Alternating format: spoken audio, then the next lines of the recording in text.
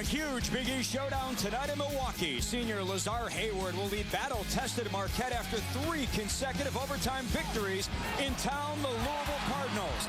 And their super sophomore Samardo Samuels, who looks to continue his dominance in the paint, where he's averaging almost 17 a game.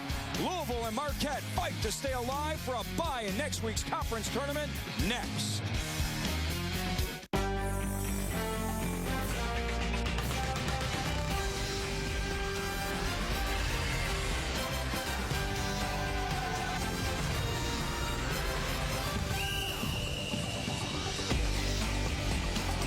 Milwaukee, 2 teams on the proverbial bubble looking to hit the oh-so-important 20-win mark as Louisville takes on Marquette. Big night in the Big East. Syracuse has already won its first outright Big East regular season crown since '91. Both these teams playing their best basketball of the season. Louisville has won 6 of its last 8.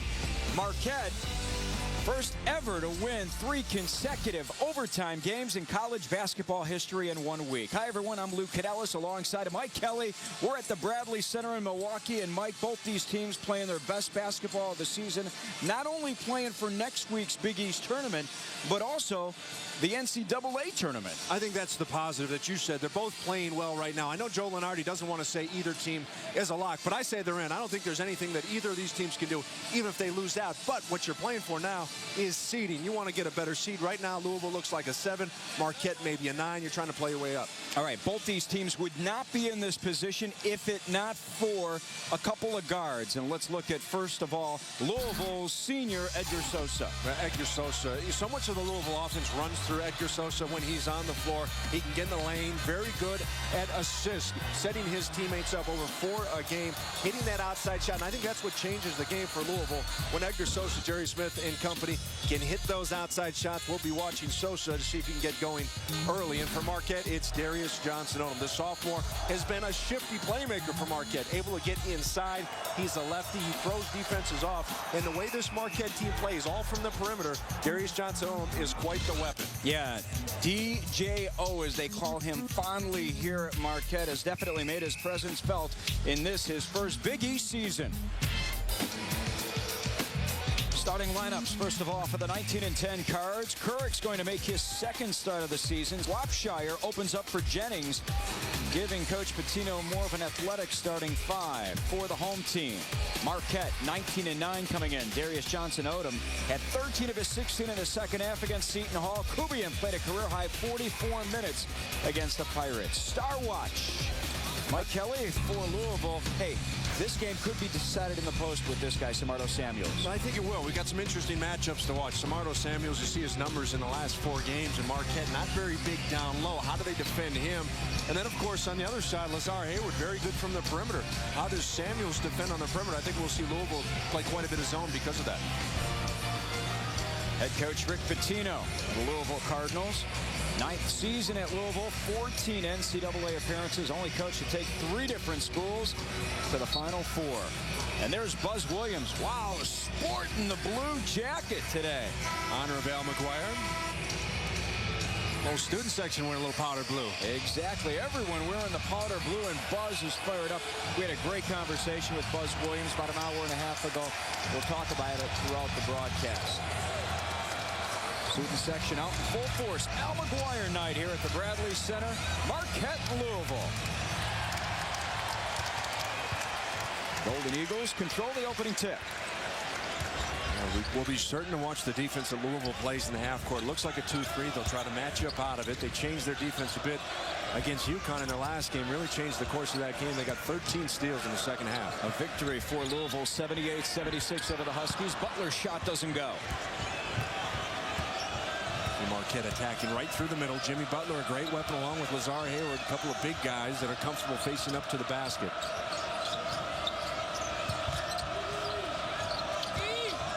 Sosa looking for room. Finds a wide open Smith in the corner, who knocks down the 3. That's Jerry Smith. Shoots just 29% from 3, but knocks down his 30th of the season. And Lou, that's a kid that grew up right here in town. And while with Tosa, went to Tosa East High School. He's got a lot of family and friends. And he starts it off right with a made 3. About 100 family members here. Marquette gives it up. Lou, keep an eye on Samardo Samuels down low. He's being defended by Lazar Hayward. This is a big matchup for both teams. I think the key for Marquette is to try and deny Samuels the ball, not let him catch it. He's so good once he gets that ball down low, and Marquette doesn't have the size to body him. Smith again in the corner, working against Kubian. That time he takes it to the bucket and just muscles one up for two. Tell you what, that's the kind of start that Louisville needed out of Jerry Smith. He's a senior, last chance to come to Milwaukee and play in front of his hometown crowd. What a start for him, 5 quick points. Smith averages 8.5 a game. DJO to the bucket, throws it up, it goes, and he'll go to the line. And one of the things that Marquette has done so well this year is share the basketball and dribble, penetrate, and then kick for threes. Marquette known as a three-point shooting team, but they don't just pass around the perimeter. And Darius Johnson, the sophomore, one of the reasons they're so good at getting inside, very quick off the dribble. He is such a good player, will step out and shoot the three. 62 threes on the season. We saw him put it on the floor there. Strong upper body, tough to defend, isn't it? Yeah, I'm sure we're going to see Louisville play a lot of zone. I mean, it's just very difficult to match up against Marquette man on man because they play so small. Even their big guys only go about 6'6", 6'7", and Butler and Hayward. You got any kind of size down low in Samuels, you just can't have those guys defending on the perimeter. They double Samuels. Yep. Kirk, an open three, and he... A double team. Nice job there by Samuels. Kyle Curry. Louisville's second three so far in the early moments of this game. Smith the other. Very good start on the road for Louisville.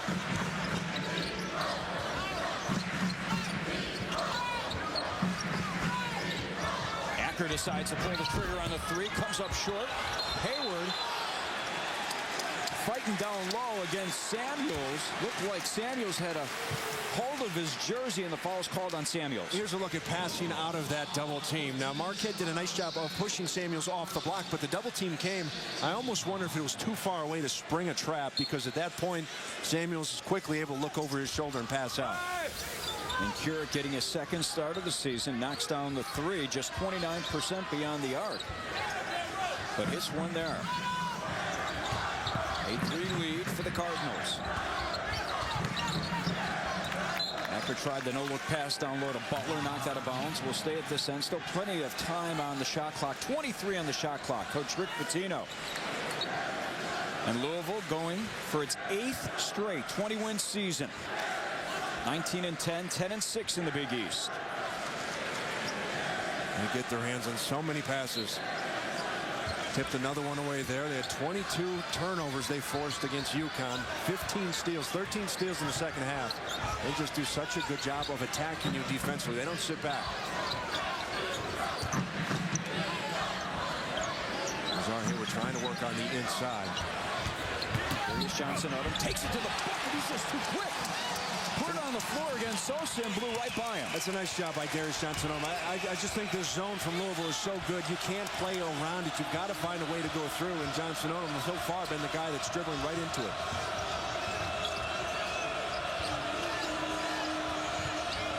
Kubian all over Smith. Butler comes out to help. Swapshire throws it into the second row here at the Bradley Center. Take a look at the Big East standings, and we talked about it in the open of the broadcast earlier today.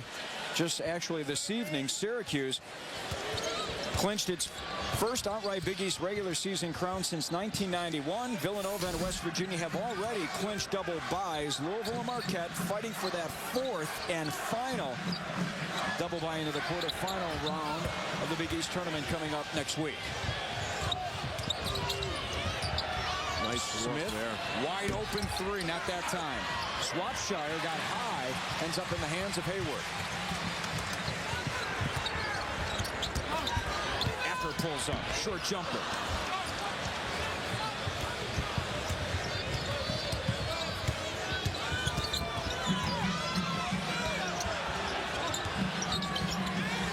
Samuels doubled. And then out of the double team, throws it away. Second turnover for Louisville. Cardinals still off to a nice start. They lead 8-5. DJO coming up with 2 for Marquette.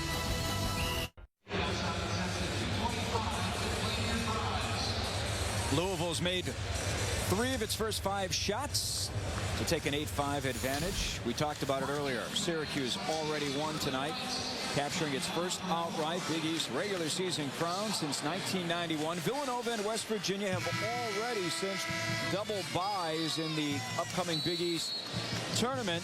Top 4 teams get byes to the quarterfinals, and we've got Marquette and Louisville battling along with Pitt for that 4th and final spot. I think that's the other thing to note regarding Pittsburgh is they hold the tiebreaker over both Marquette and Louisville. So with 2 games to play, as long as Pittsburgh wins one of those games, they'll get the double bye. And that is exactly what Mike just said. The remaining quarterfinal bye will go to Pitt, Louisville, or Marquette. Pitt in the driver's seat.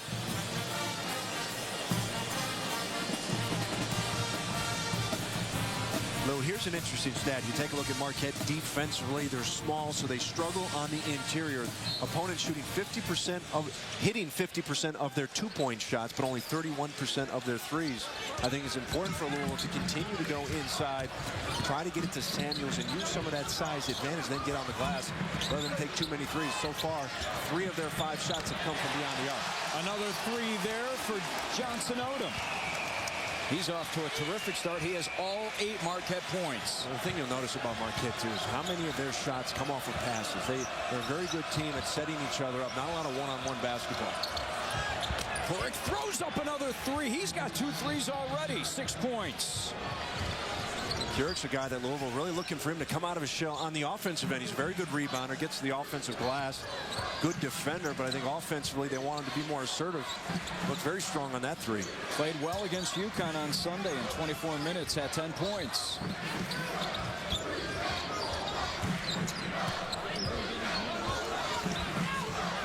Hayward decides to take a 3, comes up short, ends up into the hands of Butler. Over to Kubiak at 3. Marquette with a couple of opportunities there. 11-8 Louisville. Hayward got pinned on the back. Marquette wanting to bring the double team. Nice job. Nice hands by Hayward. So 3 times we've seen them go into the post as Samuels, and all 3 times Louisville's turned it over. Well, we did see Samuels get out of it one time. They was able to go cross court for a 3, but the last couple times he has turned the ball over. He's a pretty good passer. One of the things he's improved on from his freshman year is passing. Hits the 3. Acker 48% beyond the arc. Acker, about 5 games into the Big East season, was shooting 78% from 3. He was shooting better from 3 than he was from the free throw line.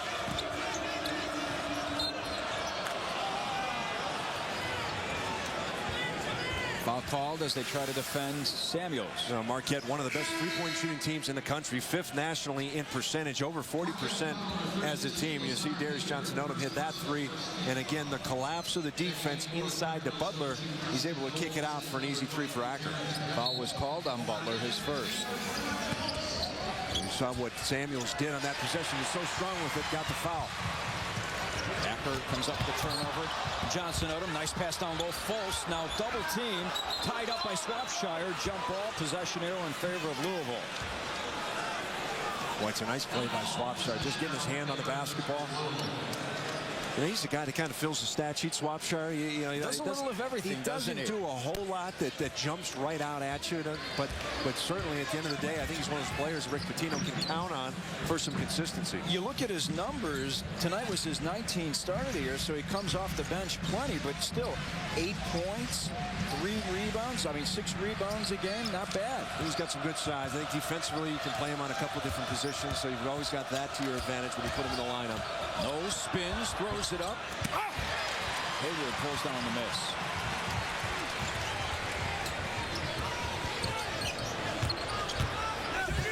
Butler in the paint, rejected by Jennings, but a foul called.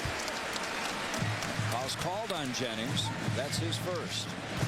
And Butler to the line.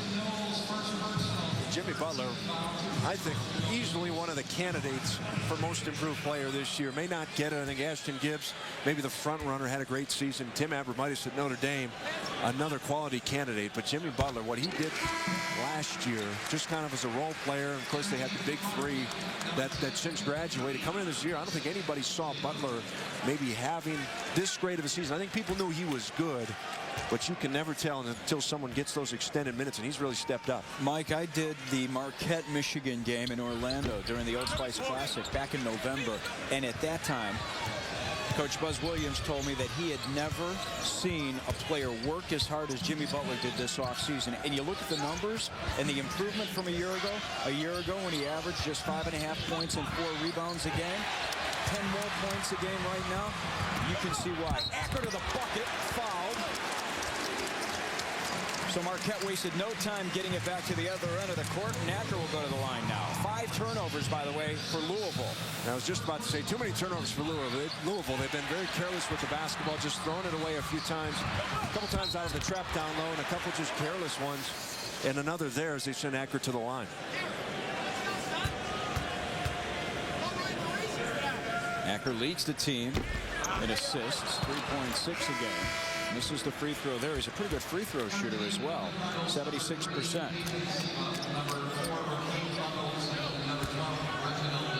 Seeing Buckles into the game for Louisville. Yeah, Buckles and Jennings down low. I was just going to say this Louisville team much more perimeter dominated when Samuels goes to the bench. I don't think Buckles or Jennings have that offensive arsenal down low to just drop it down low against a team like Marquette. I think you have to rely on your guards with this lineup to try to get in the lane, hit some threes, and ask guys like Buckles and Jennings to get to the glass. For Marquette, we'll see how it changes them defensively. I doubt they'll bring the trap on the low post with those guys in the game. Junior Cadogan into the game now for Marquette.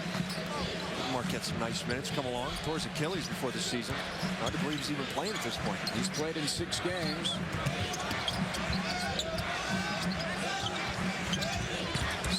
On the floor, nice feed down low, a little too hard for Buckles, and now Marquette has numbers. False alone.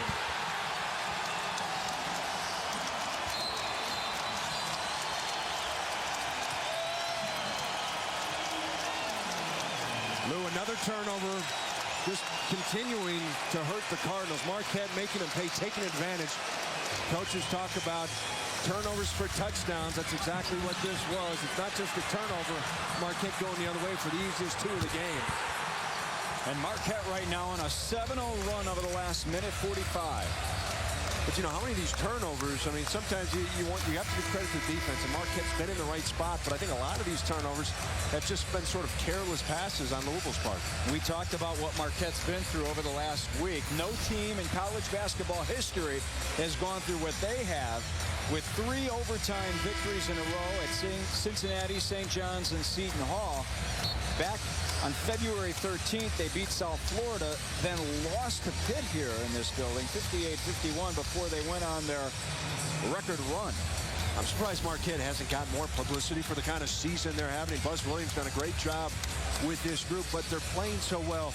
And Lou, I was telling you, I'm trying to find a way to say this without it sounding bad, because I think Marquette plays harder than just about every opponent that they come up against. I think that's a credit to Buzz Williams, but I watch their games, and you see them getting to the 50-50 balls.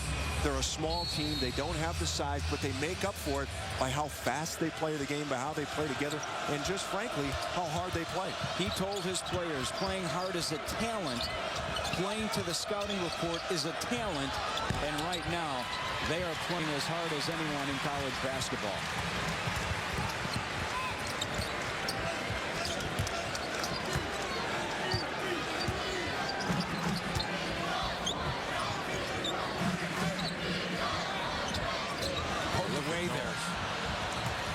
So active. Siegel lost his footing, no foul. Good ball movement by Louisville, tapped in by Buckles. Well, that all started with Preston Knowles. He comes off the bench. He's just a spark plug for the Cardinals. He gets his hands on balls that you wouldn't even think. I mean, you just see someone being a little bit careless, not taking care of it, and Knowles will get it. Preston Knowles, the junior, 4th on the team in scoring, 2nd in assists. Awful nice to bring a guy like that off the bench. Fultz fadeaway jumper goes inside the line for 2. Yeah, Fultz has really worked on his outside game. He'll even take some threes now and again. Not about a 15, 18-footer. Just another one of those hybrids inside from Marquette. He had 13 against Cincinnati last week, 6 of 8 from the floor. Jennings harassed by Hayward, throws it up, and Fultz pulls down the miss. Yeah, that's the difference with Samuels on the bench. You go inside to Jennings, not quite as smooth as Samuels would be. Jennings came off the bench tonight. Swapshire started for Louisville. Things Jennings really brings to the table for Louisville is defensively. He can get on the glass and embellish a lot of shots at the rim.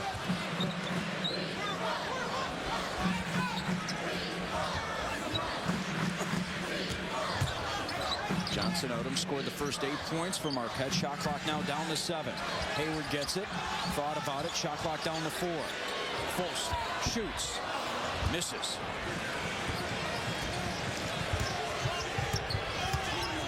Take a look at the lineup for Louisville. No Samuels, no Sosa, no Jerry Smith. Probably the 3 best offensive players on their team. Well, Louisville will go 11 deep. 11 players on Louisville average at least 11 minutes a game. Well, Rick Pitino clearly not happy with the production out of those guys, though. Delk's 3 doesn't go. Knocked out of bounds by the Cardinals, and we have a timeout on the floor. Boy, the action hot and heavy, just as we expected. 2 teams turning the Bradley Center into a track meet with Fultz finishing.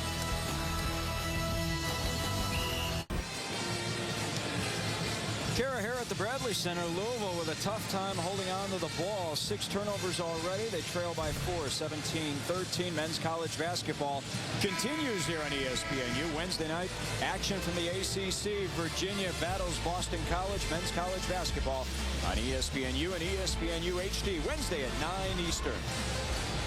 There's some of the firepower right there. See how long Rick Pitino goes with those guys on the bench. Surprised they've been on it for as long as they have together. You know, you get those starting guys 5 tonight. You get those guys some breaks. Sosa on the bench along with Smith, Currit, Samuels, and Swapshire. It's a line shift. Just got done watching USA Canada hockey, huh? It's a good way to look at it.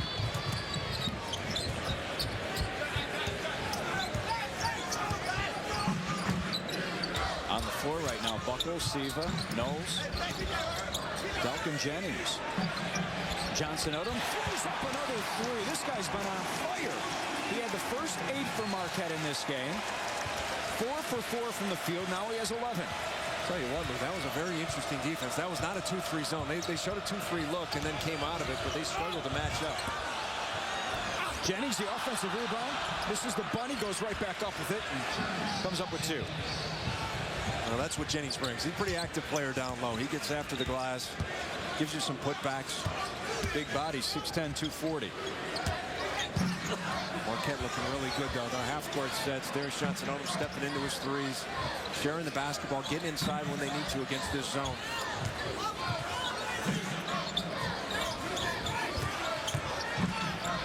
Butler finds Acker. Shot clock down to 8. Wide open Hayward, top of the key for 3.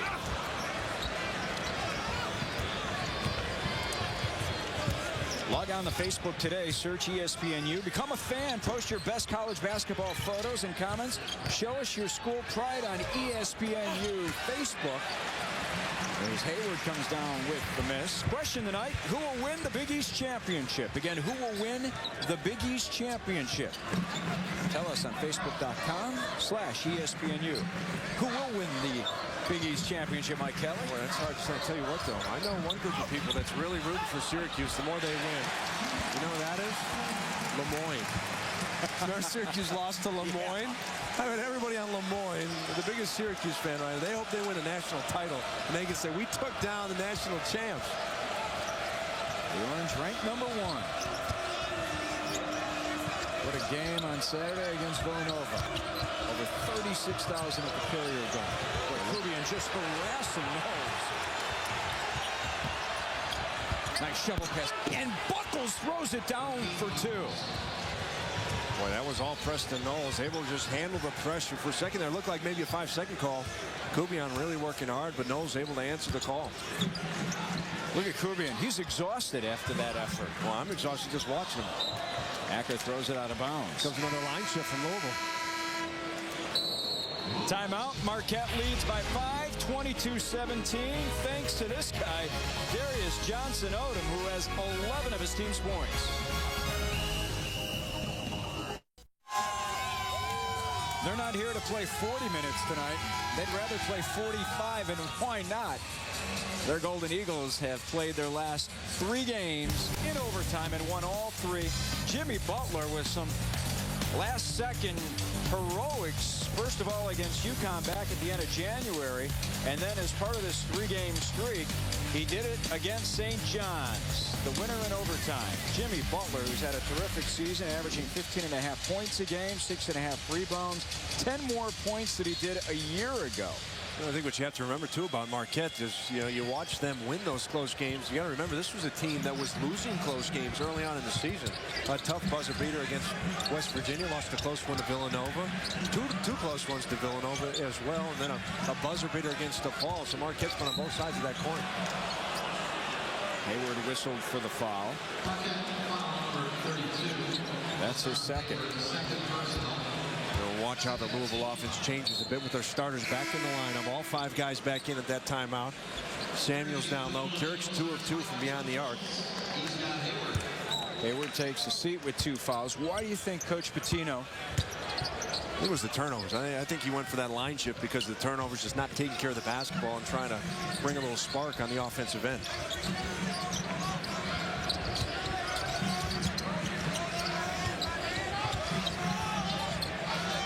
Offense for Louisville. That's Keurig. They get it down low. They tried to get it to Samuels. Went over his head. Swapshire throws it away. Well, what's interesting there, Lou, is we saw Jimmy Butler fronting the post. He was fronting Smarto Samuels inside. Lazar Hayward's on the bench. Instead of playing behind and then waiting for the ball to come in and trap, they tried to deny. Swapshire is actually pretty good at dropping down those high-low passes. Just a little too strong on that one. 7 turnovers now for Louisville. 4 for Marquette. Johnson Odom has it knocked away.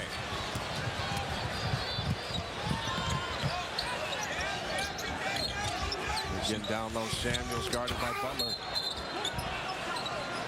Samuels got his miss, but a foul called first on Fultz. Tell you what, you don't want to become one-dimensional, but I really think, especially with Hayward out of the game and Butler trying to defend Samuels, I think you've got to go inside on every position. At least give him a look. If he passes out, if they bring the double team, that's fine. But just look at the size advantage, and Samuels has it over Butler. I think he can get the shot that he wants just about every time. Sosa throws one up, doesn't go. Keurig got high for the rebound, and back out to Sosa. Swapshire this time it goes. 3-pointer for Swapshire. Well, this Louisville team averages almost 8 threes a game. They will put them up. They don't shoot at the percentage that Marquette does. Not many people do, but they certainly will hit from 3. Marquette averages 9 threes a game.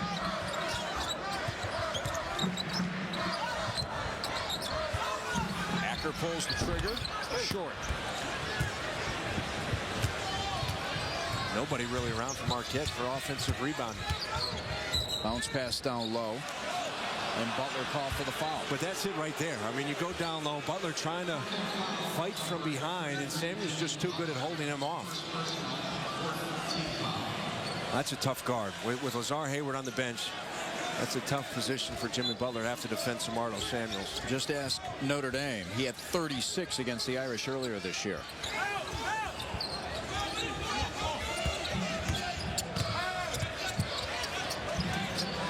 Swapshire takes another 3, just about the same spot, not that time.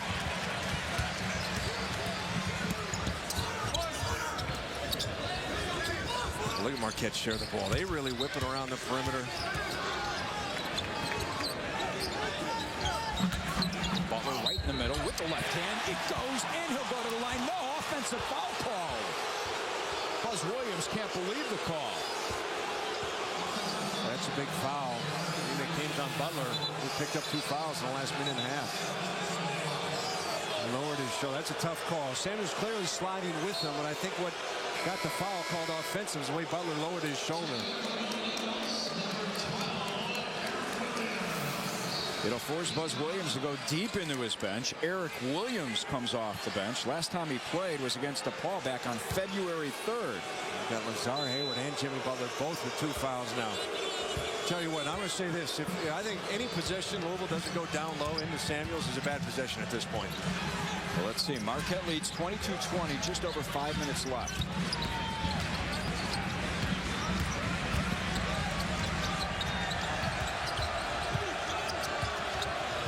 really stretched its defense. Furyk for three. At the back iron.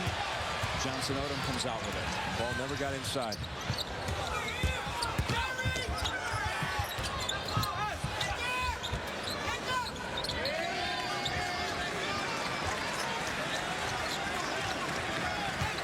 Marquette takes its time. Johnson Odom for three. Again, he nails one. 3 threes so far. He has 14. How about the patience? This Marquette team playing without Jimmy Butler, without Lazar Hayward, didn't have anything in transition. Set it up, work side, top side, and get the shot they want. Johnson Odom buries it. What an offensive possession for Marquette. They get it down to Samuels. Double team. Fultz and Williams on him. Smith, the floater.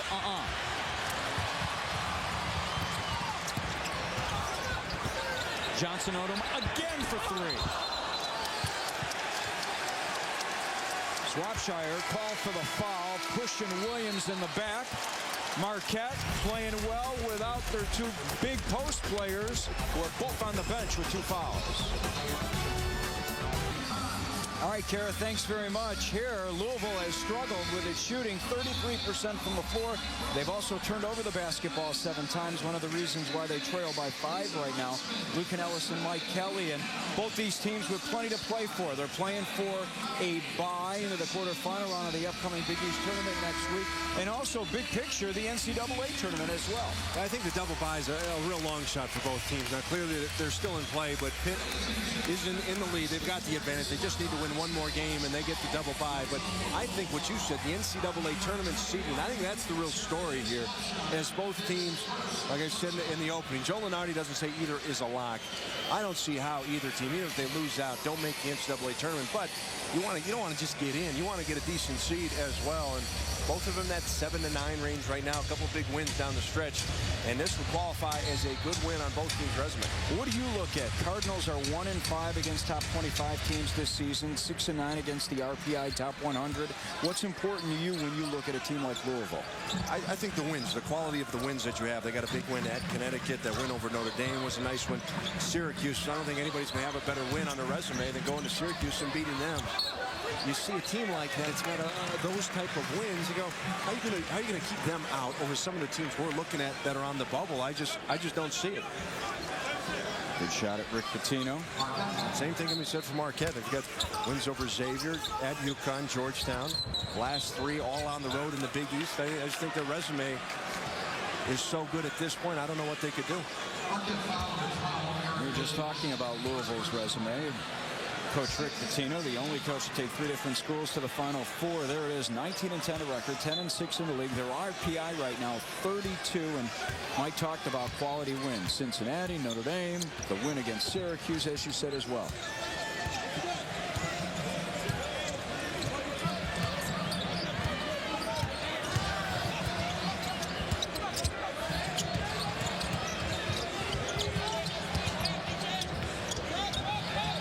Sosa on the baseline, shot in and out.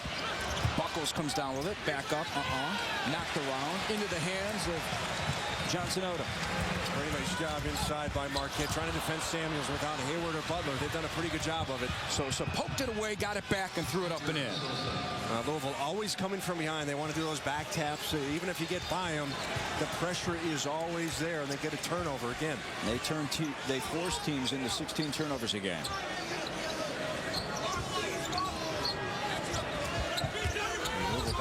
Straight 2-3 zone. Johnson Odom sheds off his defender. Shot didn't go. Buckles pulls down the miss. Sosa lost his footing in a travel call. Just got a little too deep. Didn't have room to maneuver to the side. He's got a little smile on his face. I'm sure he's frustrated. 3-point lead for Marquette, 25-22, and they've done this with Lazar Hayward and Jimmy Butler, their 2 best post players, on the bench each with a pair of fouls.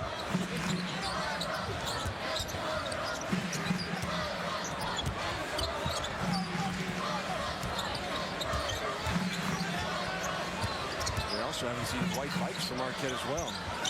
He's suited up. He didn't make their last trip. He had a little upper respiratory infection, but Marquette playing very short-handed. Kubian for three. Hits it! David Kubian, 38% beyond the arc. His 37th triple of the season, and now it's a 6-point lead. Pretty remarkable when you think about it. Marquette playing short-handed the way they have all season long. Just continues to plug different guys in, make shots, make passes, and run their offense and get good looks. Now, you talked about it earlier. No team in college basketball plays harder than Marquette. Buckles fouled going to the hoop. It's called on Williams. Lou, you take a look at the last possession. It's Acri inside, finding Kubian from the wing. Kubian been a great story this year. His production up, and there's Hayward on the bench. But I really fear, you said it, you talked about the fact Marquette plays so hard. And I just think people hear that. I would hear that at home and think, everybody plays hard.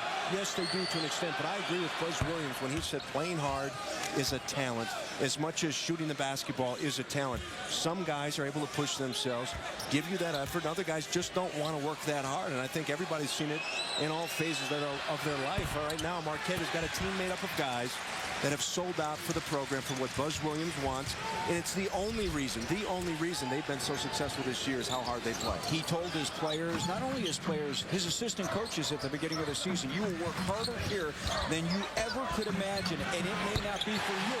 Acker doing it for the crowd here, though. Another three for Acker. His coaches are still here. A couple of players have left, but the guys that are still wearing the Marquette Golden Eagles uniform, playing as well as anyone. Acker to the other end. Lou, you take a look at the lineup Marquette has on the floor right now and tell me that's a team that should be extending the lead against the starters from Louisville. This is they just keep plugging in players and keep going. Nice job here on the trap. Acker out in transition, able to get to the free throw line. The little guy getting a shot off almost the and one, but it's been the story of the year. Just plugging in player after player, despite injuries, illnesses, no matter what it is, they keep on going. If you don't bring it, if you're not ready to play, you will just get crushed. Louisville now at 9 turnovers. 4 of the top teams in men's college. Lacrosse will be in action Saturday afternoon here on ESPNU.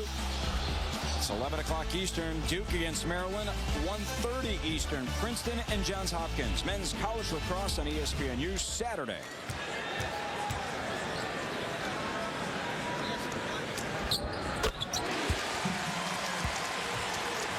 For Acker, and now it's a 10-point Marquette lead.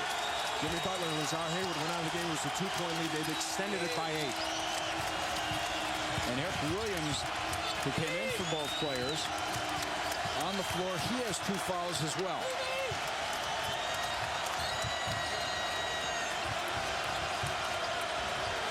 Williams fronting Samuels. They can't even get the ball down low to Samuels.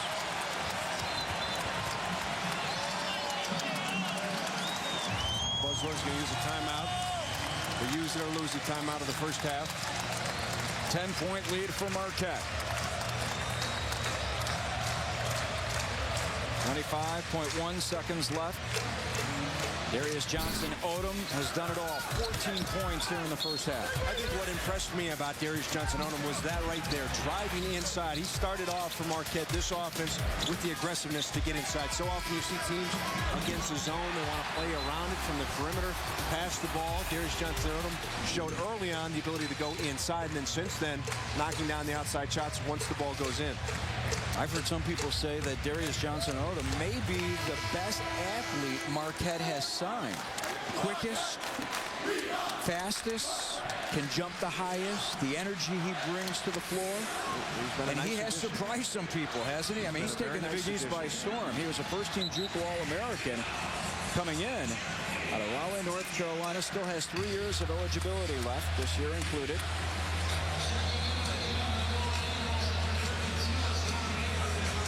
Lazar Hayward going to come back into the game, and Jimmy Butler for this last offensive possession of Marquette.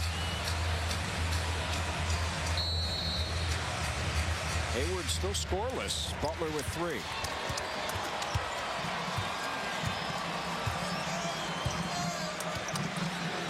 Louisville going man-to-man on this possession.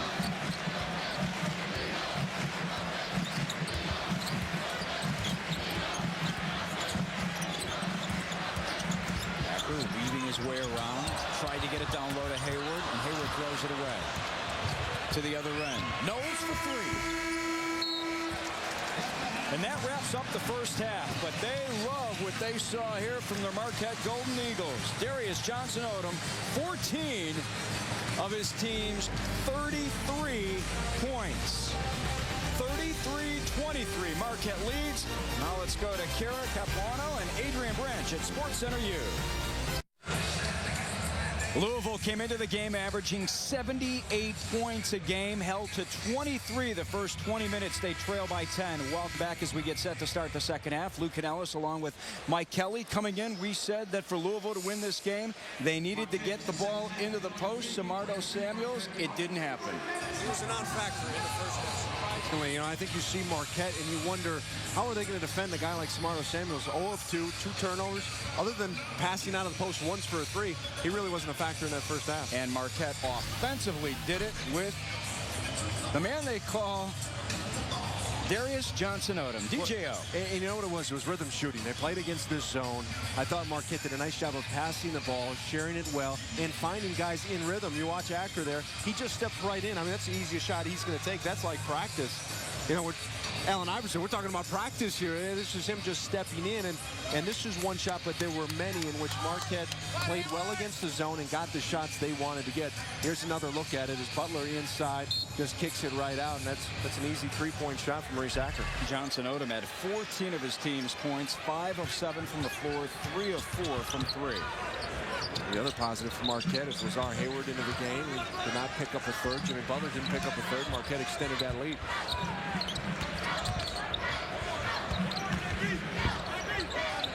Hayward for 3. In and out. Still scoreless. Well, yet again, one of those nice, easy kickouts. Lazar Hayward able to step right into a 3.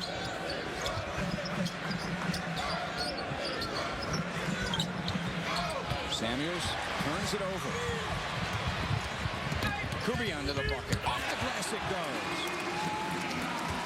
I've got Samuels down for 4 turnovers once the ball has gone into the post. And that was the least decisive of the plays he's tried to make down low. It almost looks like his confidence is shaking a bit. Didn't even think about looking to the basket. Just tried to pass out of it, and it was a weak pass at that. It got tipped away.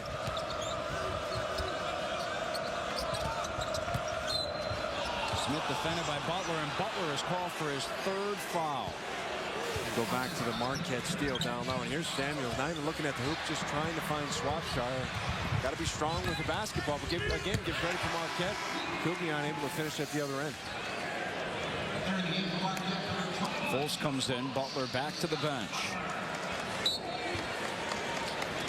Played only 13 minutes in the first half because of the 2 fouls. It's a tough foul for Butler to pick up 30 feet away from the rim. Just trying to hedge on a screen. Sosa, the wide open 3. Acker tracks down the miss.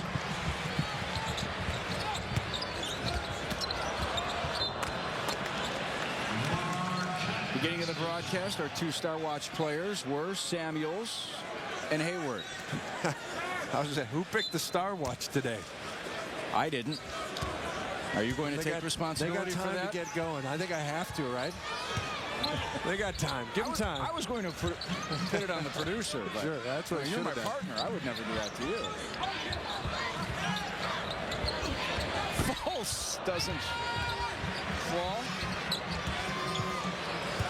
And Marquette with another crack at it. They are up 12. And you wonder what kind of defensive adjustments Rick Pitino made at the break. The last game against UConn, his team came out, played much better defensively, got 13 steals. Nice block there by Samardo Samuels. Turns it over again. This just doesn't look like he's into it disjointed. Right now. Yeah, the confidence just seems to be shaken right now. 10 turnovers and a foul, timeout called by Rick Pitino. Timeout on the floor, 12-point lead for Marquette.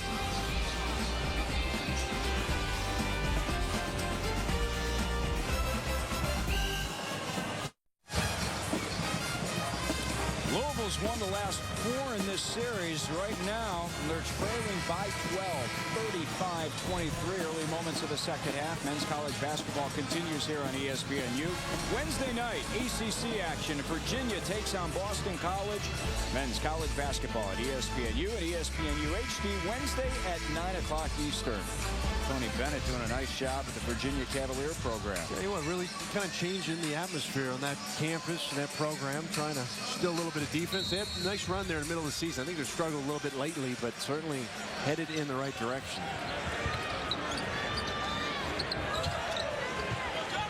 Saw Rick Pitino working with his guys in the timeout. Wasn't a lot of yelling. It actually looked like a lot more teaching going on. I think exactly what's needed right now is a confidence issue going on with Louisville. Fultz again, and it goes, and he'll go to the line. So Fultz on the floor now for Butler, who has 3 fouls, and Curry called for the foul. Yeah, Fultz giving some really good minutes, isn't he? Did it in the first half, again here in the second with Butler out, just staying active on the glass. This Louisville team was out rebounded 50-22 in their last game. Marquette, not the biggest team, but showing you what can get done just by staying active. Fultz got 11 minutes in the first half because Butler had 2 fouls and Hayward 2.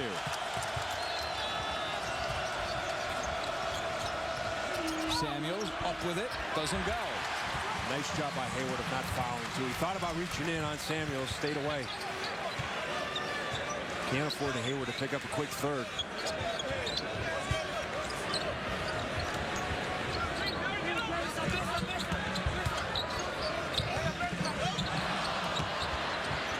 Hayward gets it. Still time on the shot clock. Now it hits 10. Acker down. Hayward throws it up. No. Gets it again. Tried to shovel it down low to Fultz. Was knocked out of bounds by Swapshire. So Marquette will keep it at this end. And Lou, you see that rebound. It's an offensive rebound by Marquette. Ball just kind of gets tipped away. And I think you watch so many Marquette games and you see those 50-50 balls that Marquette ends up with. But that's when I talk about, you know, how hard they play and putting themselves in the right position. They get to those 50-50 balls. They're not 50-50 for them. They're 75-25.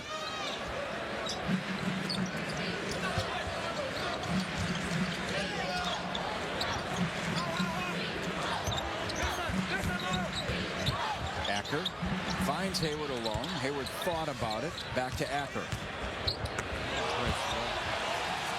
And Fultz with 2. And as you said, Mike, what a look from Acker. Marquette on a 7-0 run. Our little guy just keeps his head up. He goes right into the heart of that zone. Finds the open man. Incredible play. Acker, a guy who rejoined the team in late August, had left for more than 2 months to concentrate on academics. He's back, and they are happy.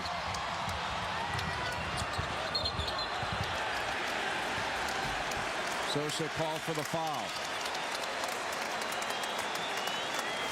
Yeah, Maurice Acker, not the biggest guy, but inside, just using his great vision. The entire zone watching him. He finds his teammates just running the baseline. Great job by Acker. Leads his team with 102 assists, 3rd in the nation in assist-to-turnover ratio. First in Big East games.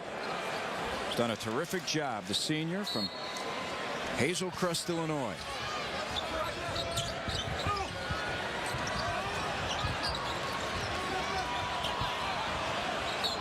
Siva all over Hayward.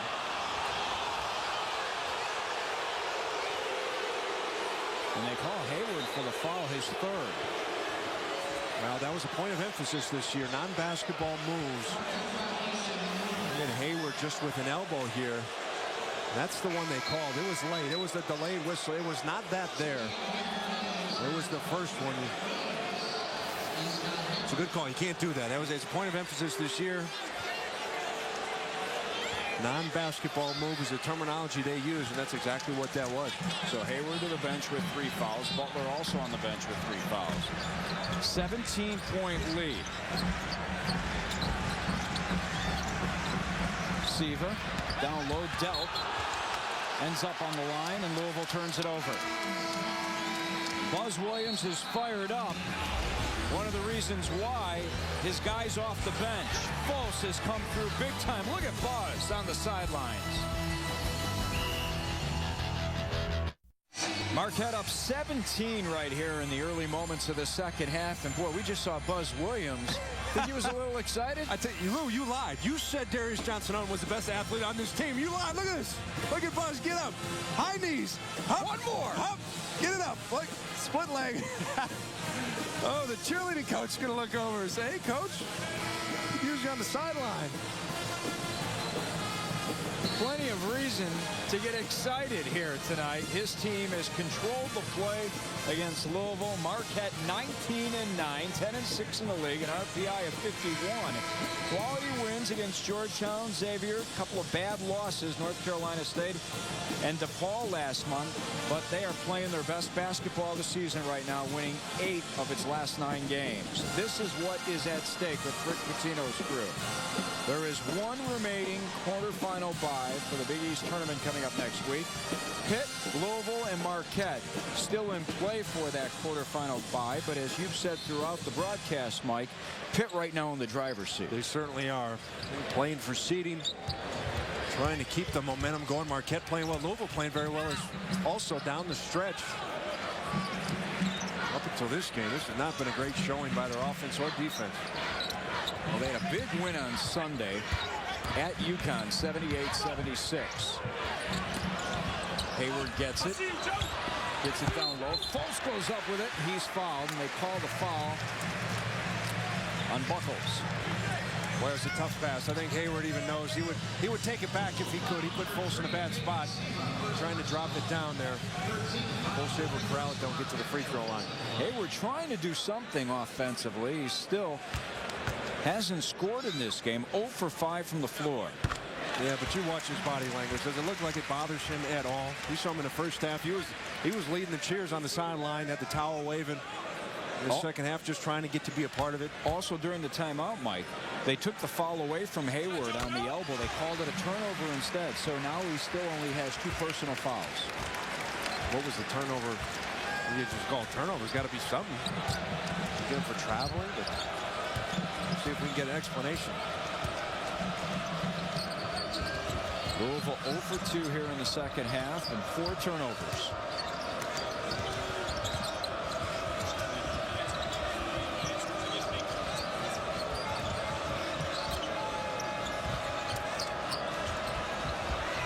Knowles thought about the 3. Buckles top of the key. Loose on the floor, tried to track down his miss, ends up in the hands of Acker.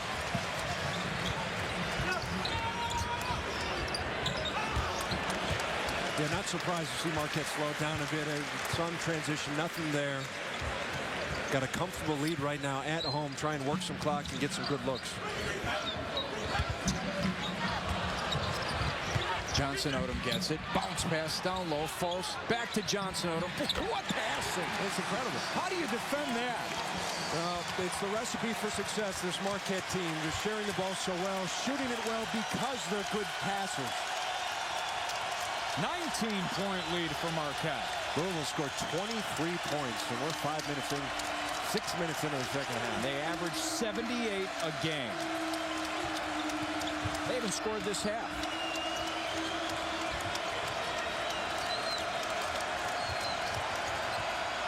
Knowles the jumper.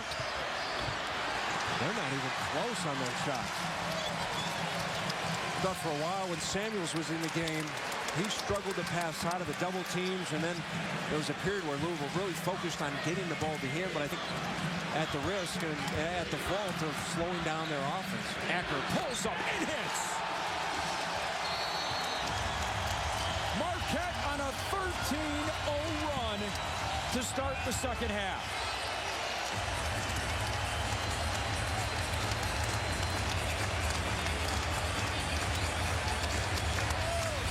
Buzz Williams sharing a little smile with Junior Cadogan. Once again, though, you can call that a 50-50 ball. Gets knocked away, but Darius Johnson-Odom comes up with it. Inside-out passing.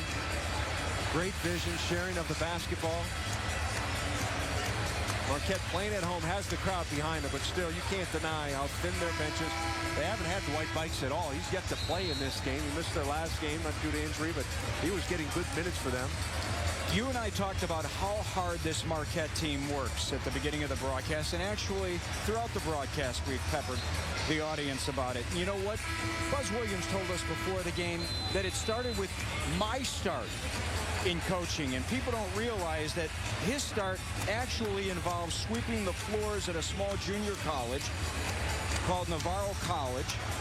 He knew he wanted to coach, just didn't know who was going to give him the chance. Walked into Navarro College, into the gym, introduced himself to Coach Louisville 19 years ago, asked him if he could sit at the top of the bleachers, take some notes during practice. Becoming the head coach at Marquette, never believed it would ever lead to this point. He says there's no magic pill.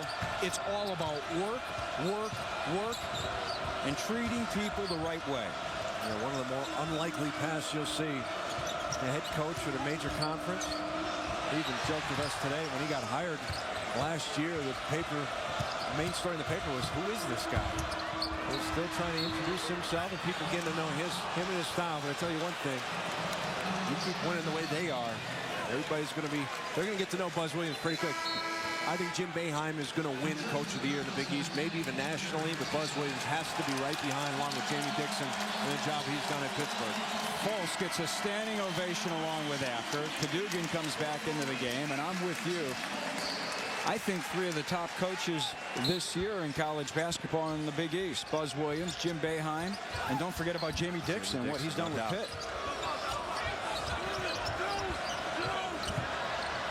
Dell takes the three and hits it right at the buzzer. First points scored by Louisville here in the second half. Well, we'll see if that can be the start of something. Their offense has just not looked in sync. Credit Marquette's defense for taking out of what they want to do.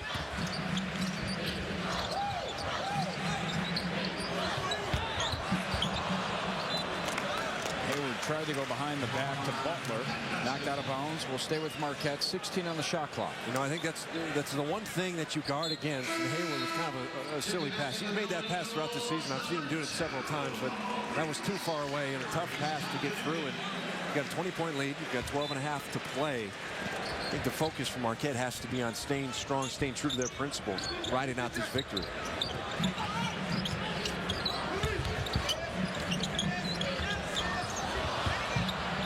Hayward saves it into the hands of Johnson Odom.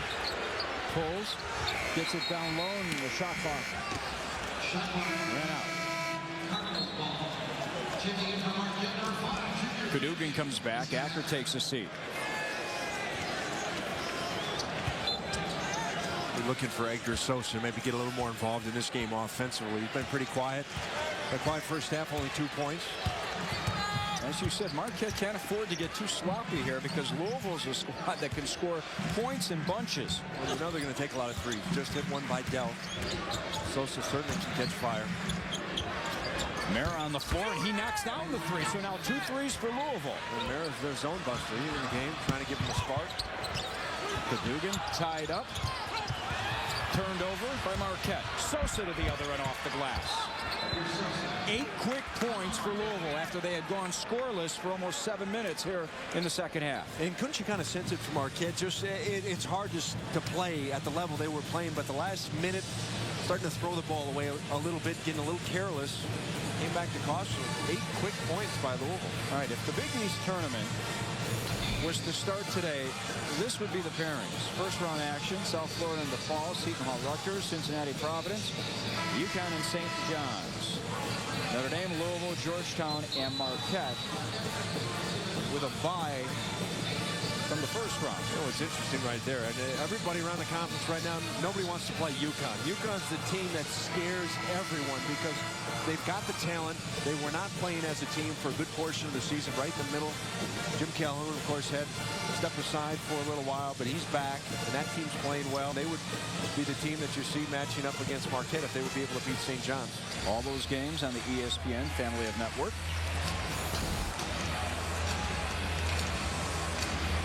Here it's 46-31 Marquette in front of Louisville. Cardinals 19-10, 10-6 in the Big East. They won on Sunday against UConn, 78-76. Winners in 6 of their last 8.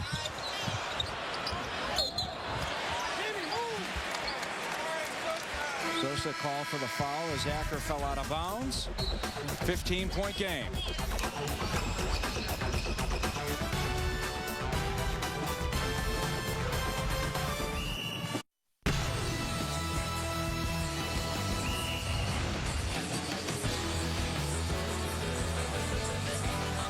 It took Louisville 7 minutes, 9 seconds to score here in the second half, but they've scored 8 quick points. Still, they trail by 15, 46-31.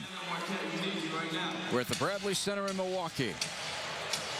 Rick Pitino looking on, 10th winningest active coach. 571 coaching victories over the course of his 24-year career.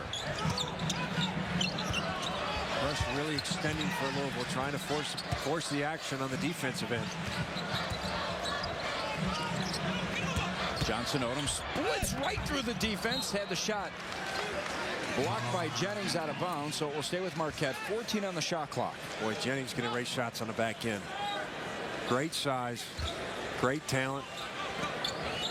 Leads his team with 37 blocks. Kubian over to Acker. Shot clock down to 6. Acker looking for room, trying to make something happen. Shovels it down low, and Butler is fouled. Well, Marquette, probably the last couple minutes now, really using a lot of the shot clock every time down. Trying to work for the good look and use their lead to their advantage. Second foul on Buckles. Butler to the line. 77% free throw shooter on the season.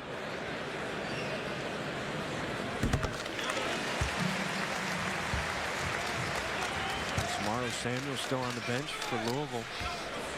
Still has not scored in this game. Butler with 5. He's been saddled with 3 fouls. At this point, you get the feeling that if the Cardinals are going to make a comeback, it's going to be from beyond the arc. It's going to be guys like Mara and Sosa. Smith not on the floor. Samuel scoreless. Hayward scoreless. Sosa down low. Jennings doubled.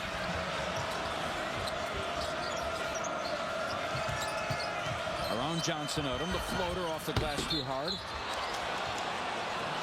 They'll keep it here, and the foul is going to be called on Hayward. And for Hayward, that is his 3rd. Now, the explanation I got, because remember, we thought that Hayward had committed his 3rd foul earlier. Then we came back from the timeout. They had changed the call to a turnover. Sosa's fadeaway jumper goes inside the line. And we were told that it was because he didn't make contact on his non-basketball move. That's right. Why it was not a foul. No contact. It's a turnover, but not a foul. Johnson Odom for 3.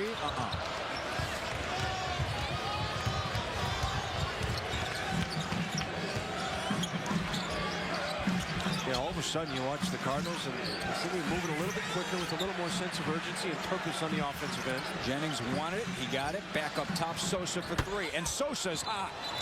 You can see it, though, can't you? I mean, this is a team that didn't have a lot of life in the first half and good portion of this second half. All of a sudden, though, they're scoring. They've got a little fire.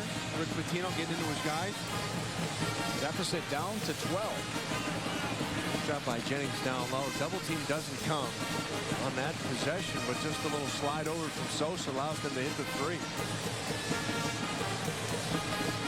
Sosa, a good shooter from the outside, 45% from the floor.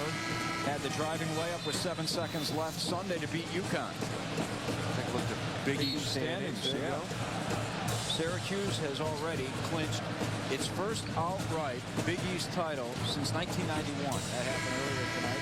Villanova, West Virginia already with a double bye into the tournament. And as you said earlier, Pittsburgh right now with the advantage over Marquette and Louisville for that final double bye spot. And I think the real story, too, in terms of the standings, is NCAA tournament, how many seeds? I think 5 are for sure lock. I think the 2 teams we're watching, I would consider locks, although I know Joe Lunardi doesn't have it that way. I think 7 for sure.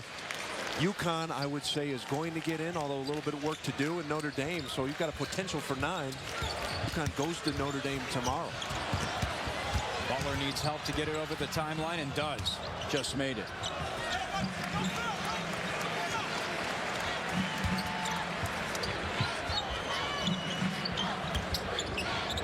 Plenty of time left. Poked away by Sosa to the other end. Boy, what a play there by Delp. What a tap to get the putback. Reginald Delp. Marquette led this game by 23 at the 13-minute mark. Now it's down to 10. Hayward to the other way. His first two with authority. Boy, Terrence Jennings tried to time that block. I don't think he had any clue how quickly Lazar Hayward was going to get up and throw it down.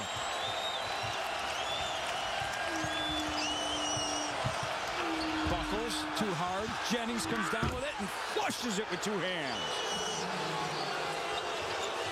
Well, it's a different Louisville team we've seen the last few minutes. Playing with energy, getting in the passing lanes.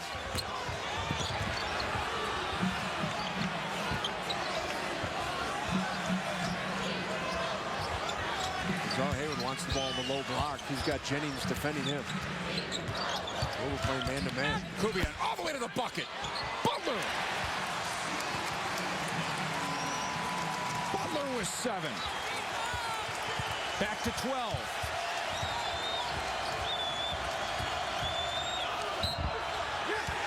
Offensive foul called on Sosa.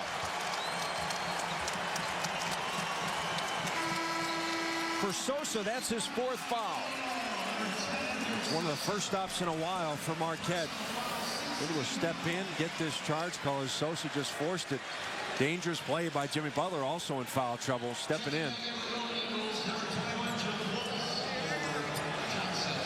Well, it looked like Butler was going back before the contact came.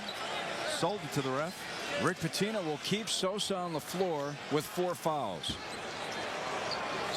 I don't think it's a bad idea, actually. I think the one thing you have to count on Sosa knowing what to do is to not get a ticky-tack foul on the defensive end, just reaching in. That's what you can't afford.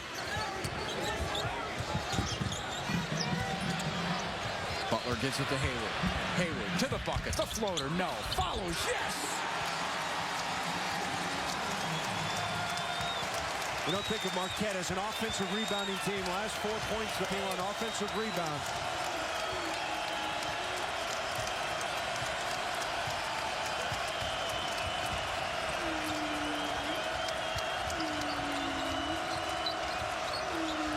Smith defended by Butler. Jennings, turnaround jumper. Butler pulls down the miss. Well, with Samuels on the bench, that's normally a play that would go to him. Jennings doing what he can. He's been a nice addition to this team. He's been very active and giving them some things, but it's not his bread and butter like it is for Samuels.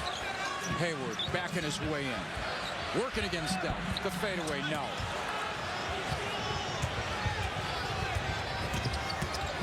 Sosa pulls up inside the line, in and out.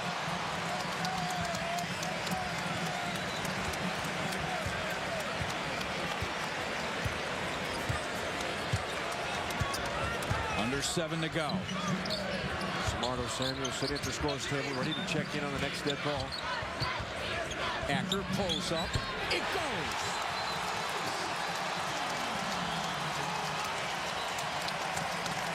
We're going to go to the scores table and look at the replay.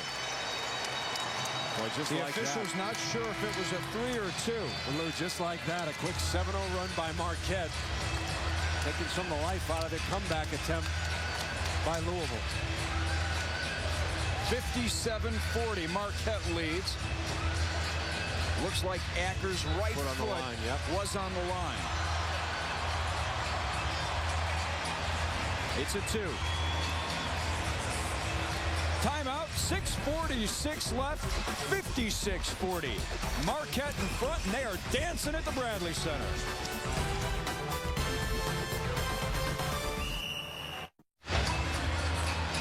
Marquette's going for its 5th straight 20-win season.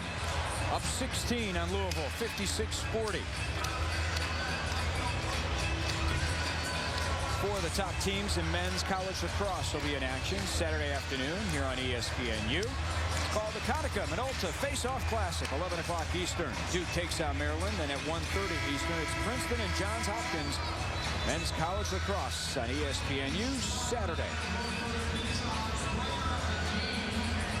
Lou, Marquette was 6 of 13 in the first half from beyond the arc, 46% from three. Are you a lacrosse three in the second half? Fine. Oh, you want more lacrosse? No. But there's Syracuse. But I tell you what, I know where I can watch it. There's Syracuse. What aren't they good at, huh? There they are at the top of the list again. The #1 team in college basketball.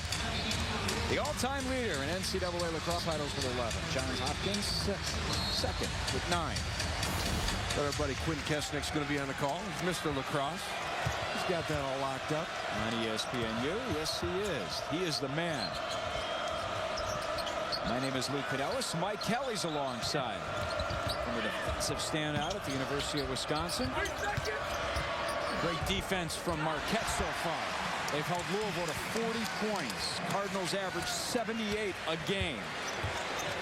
Their season low, 55 in a loss to St. John's back on February 11th. Well, now that Louisville's playing man-to-man, we'll have to watch as Swapshire trying to defend Butler. Samuels trying to defend Hayward out on the perimeter. Here it is.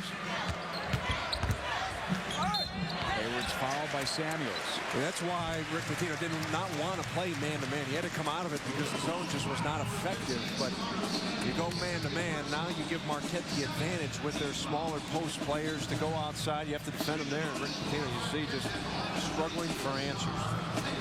Hayward to the line, 83% free throw shooter. You think about Louisville last year, they had Terrence Williams, great year. Terrence Williams, Earl Clark, Andre McGee, all great defenders. I think McGee was a special defender on the perimeter. Terrence Williams great on the wings with his size and advantage. And I think that's what everybody knew, this team was going to struggle defensively. Rick Pitino saying maybe it's the worst defensive team he's had since he's been at Louisville. And that's been the difference for this group, is whether or not they can bring that defense, whether or not they're going to knock down shots, because you kind of know that they may have periods where they're going to struggle defensively.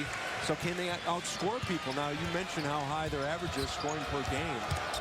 Tonight, though, just struggled. Marquette defense came to play, and because they weren't hitting those shots, they dug themselves a deep hole. And it's tough when you lose not one, but 2 NBA draft lottery players in Clark and Williams. And Andre McGee was, I think, an unsung hero. Swapshire to the bucket, too hard off the glass, and Butler pulls down the miss. Siva almost came up with the steal, goes out of bounds. We'll stay with Marquette. Yeah, no need to be throwing that long pass. Buzz Williams looking at Jimmy Butler and saying, we don't need that right now. I think we can take our time kind of up the court, he thinks. Butler amongst the Big East leaders in points per game, rebounds per game, field goal percentage, free throw percentage. He's been great all year long.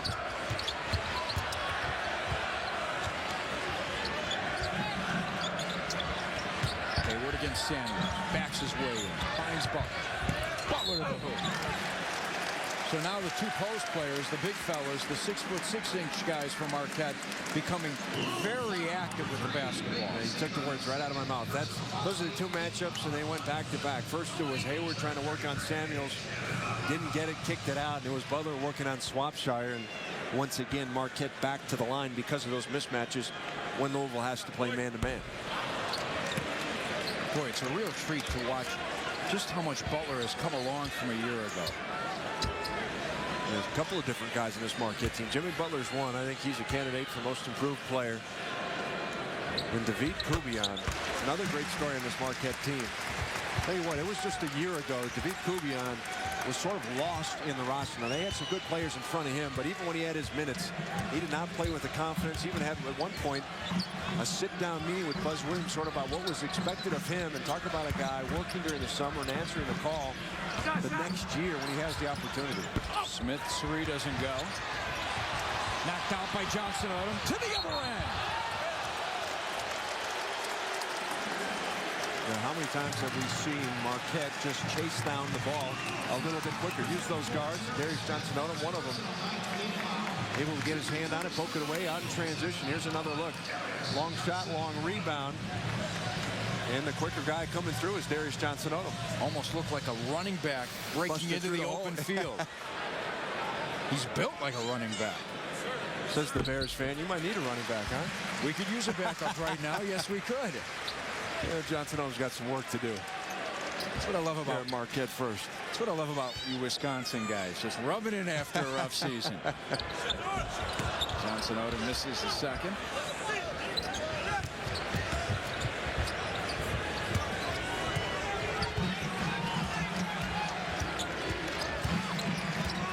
20-point game. It was 23 for Marquette. Then Louisville cut the deficit to 10. Now it's back to 20. Samuels finds Swapshire. Samuels goes up with it. Stripped away by Hayward. And Hayward bringing it tonight. Well, Marquette really working on the defensive end. That was a pretty good possession. In fact, I actually thought Louisville had a good offensive possession just in terms of ball movement. I thought they got it inside, outside a couple different times, but give credit to Marquette. Lazar Hayward getting his hand on the ball. Boy, I wish we could have gotten a shot at Hayward. I don't know if you saw that, but after he stripped it away, he looked at the crowd and he was full of emotion. Tell you what, you want to stump some people around Big East Conference right now. Ask them who should be the defensive player of the year. There's no clear-cut candidate. Hashim Thabit, the last couple of years, has been an unanimous choice. He's two-time National Defensive Player of the Year. And the reason I bring that up is because I think Lazar Hayward is a candidate. I don't know if he'll win it, but he's the league leader in conference games in steals. He's got more steals than anybody in conference play. He draws a lot of charges at his size, always defending a bigger man. I think he's got to be one of the candidates. You know who I would give it to is Andy Routens. Syracuse #1 in the nation because of their 2-3 zone and how much better it is. Routens is their best defender, and he really creates havoc on the top of that zone. Marquette 16 of 20 from the free throw line. Louisville with just 2 free throw attempts. Wow, coming into this game, too, you almost thought Louisville would dump it down to Samuels. Try to get Marquette in some foul trouble. They were in foul trouble, but never able to get to the free throw line, mostly because Samuels has been ineffective. Just not as aggressive as Marquette on this night. And the crowd appreciative of the effort from their Golden Eagles. Well, they ought to be. This team has played so hard all season long. Acker pulls up, no. Tapped around, no. You're right, they have played hard all season long, Mike. Picked in the preseason to finish 12th in the Big East. Hey, what the key for Louisville is going to be is trying to answer the call after this game. They've got to close out Freedom Hall, the last game in Freedom Hall against #1 team in the country, Syracuse. After 54 years, they will close down Freedom Hall as Swapshire hits the jumper.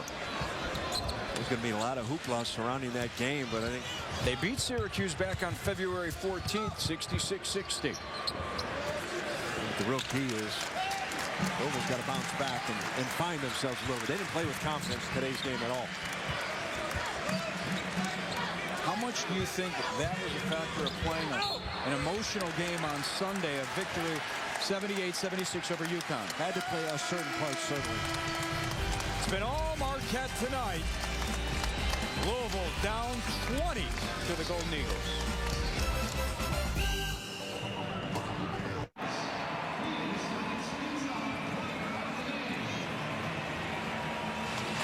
Louisville trails by 20, 62-42. Cardinals shooting only 34% from the floor. Luke Cadelis, Mike Kelly. Selection Sunday, a week from Sunday.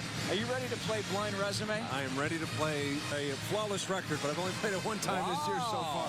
I am impressed. Here's why I'm putting my undefeated record on the line here. Strength of schedule 6, RPI. I go with the team on the left. Record versus top 25, 4-3. To me, quality wins should be emphasized more because what I want to know is, can a team beat some of the best teams in the country? 4-3 versus 1-5. I think that's a determining factor for me. My guess is that Louisville was that second blind resume that we just saw. I know sometimes both can get in, but if I had to pick just one of those teams, I'm picking the team on the left. Are you ready for the answer? I'm ready. All right, let's show the answer. I was right about Louisville. Oklahoma State. Well, big win against Kansas. Certainly looks good. Louisville with a win against Syracuse. That's Syracuse. Both teams in. Play like that. Do you think Louisville will get in if they, and looks like they'll lose tonight, but if they lose to Syracuse as well? I do. I think the with 19 wins, you put them in. Yeah, I do they need to win? Do they need to win a game in the Big East tournament? Would it be nice? Sure. Do I think they would get in if they lost to Syracuse and in the first round? Yeah, I really think they do. I just think their wins, they've got enough quality wins on their resume that they should get in. The win at Connecticut, their last game, the Notre Dame win. You look at some of their losses back from earlier in the season, there were some injuries involved there with Knowles and Sosa and Smith didn't play in some of those games. So you can explain those to the tournament committee, but they don't have many bad losses, and they've got some good wins. Samuels with his first 2 just a moment ago. If Louisville does get in, it would be their 35th NCAA tournament appearance. Only Kentucky, UCLA, North Carolina, and Kansas have more. You know, one of the keys is going to be like the Horizon League and other leagues that are one-bid leagues. Got a team that will make it as an at-large if whether or not they win their conference tournament, stealing some bids from the bubble. That bubble starts to shrink, then you get a little nervous. But I'm in agreement with you. I could see 9 teams from the Big East getting into the NCAA tournament. I believe 9 teams deserve to go. I think Notre Dame has to beat UConn tomorrow. I think UConn can get in even if they lose at Notre Dame. I don't know that Notre Dame can get in if they lose at home tomorrow to UConn. Johnson Odom knocks down the 3, and he's the guy that got Marquette off to a great start. Had the first 8 points for the Golden Eagles in the game. 14 at the break, 20 right now. 9 teams would be a first in the NCAA tournament. No conference has ever done that. There have been conferences that have had a greater percentage than 9 of 16 would be, but 9 would be unprecedented. And the big thing it would do is you'd have for the first time 3 teams from a conference in the same regional. Right now, if you have 8 teams from a conference, they have to put 2 on each side. They have to make sure you can face each other to the Sweet 16. You can't avoid that if you've got 9 teams in a conference. There's only 4 different brackets. Marquette has a big game on Saturday back in this building against Notre Dame. If Notre Dame was to lose against UConn, but come here and beat Marquette, would you put Notre Dame in? Well, you know, a lot of ifs in that scenario. That's a tough one to play out. I think it depends on how big the bubble is. Oh, wow! With authority! DJ-O!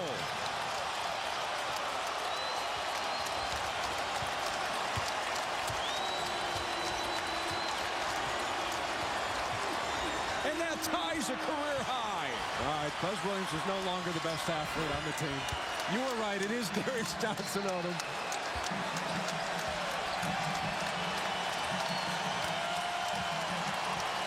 What a way to send off this crowd. Pretty nice all-around effort from Marquette. Well-deserved victory. They came out from the start of this game ready to play.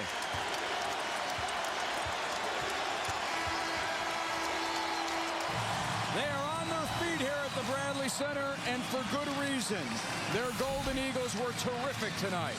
These are the updated standings. Again, Syracuse has won its first outright Big East title since '91. Villanova and West Virginia already have earned double byes. Marquette stays in the mix with Pitt. They've got a chance. They've got a chance to get that double bye, if nothing else. So this is a nice victory for Marquette's resume in terms of seeding an NCAA tournament. Marquette wins 69-48. Golden Eagles are now 20-9, 11-6 in the league. Their 5th 20-win season in a row. For Mike Kelly and our entire ESPN crew, I'm Luke Canellis. The proceeding has been an exclusive presentation of ESPN, the worldwide leader in sports. Good night from Milwaukee. Now let's send it to Kara Capuano and Adrian Branch in our Sports Center U studio.